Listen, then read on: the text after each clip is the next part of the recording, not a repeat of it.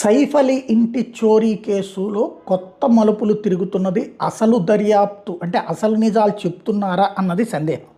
ఎందుకంటే విజయ్ దాస్ అనేటటువంటి పేరుతో ఎవరైతే బంగ్లాదేశ్ నుంచి వచ్చినటువంటి వాడే మహమ్మద్ సజ్జాద్, ఆ, ఇతన్ని అరెస్ట్ చేశాం అన్నటువంటిది చెప్పుకొస్తుంది. అయితే అతనికి సంబంధించి తాజాగా బయటపడ్డది ఏంటంటే అతను ముందుగానే అక్కడ ఉన్నటువంటి పొదలలో నక్కున్నాడు. అక్కడ గార్డెన్ ఉంది, కొంచెం పెద్ద ఎత్తున గడ్డి ఉంటే ఆ గడ్డిలో పడుకున్నాడు. అక్కడ ఉన్నటువంటి కోట్రన్స్ వెనకాల దాక్కున్నాడు. ఆ తర్వాత నిదానంగా పైకి వచ్చి ఇది చేశాడు అన్నటువంటి తేలుతోంది. అయితే హత్యా ప్రయత్నం చేసిన వాడు ₹1,00,00,000 డిమాండ్ చేశాడు అన్నటువంటి వాడు ₹1 కూడా పట్టుకెళ్ళాల. కరీనా నగలన్నీ అక్కడే ఉన్నాయి, ఇంట్లో అన్ని బంగారు నగలు ఉన్నాయి.